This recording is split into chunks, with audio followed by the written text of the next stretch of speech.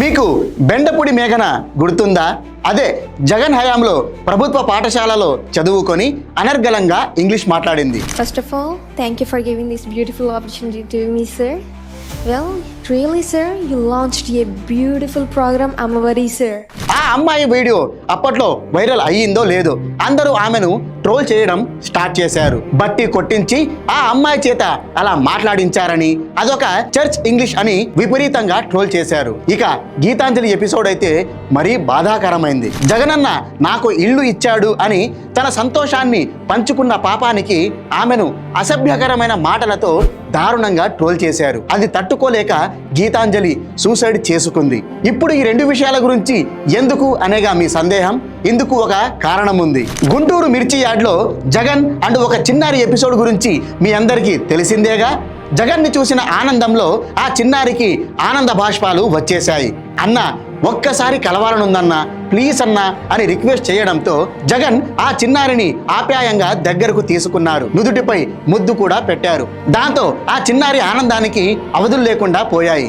అయితే ఈ ఎపిసోడ్ పై TDP social media cheap politics చేయడం మొదలుపెట్టింది. ఇదంతా ఒక స్క్రిప్ట్ మాత్రమే. జగన్ను గొప్పగా చూపించడం కోసమే ఆ చిన్నారితో ఈ డ్రామా ఆడించారని ట్రోల్ చేయడం స్టార్ట్ చేసింది. ముఖ్యంగా ఆ చిన్నారిని ప్రత్యేకంగా టార్గెట్ చేశారు. స్కూల్కి వెళ్ళి చదువుకోకుండా నీకు ఇవన్నీ అవసరమా అన్నట్టు మాటల తూటాలు పేల్చారు. అఫ్ కోర్స్ రాజకీయాలు చాలా నీచమైనవే. తమ స్వార్థం కోసం రాజకీయ నాయకులు ఎంతకైనా దిగజారుతారు. కానీ ఇక్కడ బలి అవుతోంది మాత్రం సాధారణ ప్రజలు అండ్ చిన్నారులు. గీతాంజలి తరహాలోనే ఈ చిన్నారి కూడా డ్రామాలోకి వెళ్ళి ఏమైనా చేసుకుంటే దానికి బాధ్యులెవరు? సరే, ఆ గుంటూరు మిర్చి యార్డ్ ఎపిసోడ్ మొత్తం ఒక స్క్రిప్టే అనుకుందాం. అదొక జగన్ నాటకమేనని భావిద్దాం. అప్పుడు టార్గెట్ చేయాల్సింది ఎవరిని? వైఎస్ జగన్ని, ఆయన పార్టీని.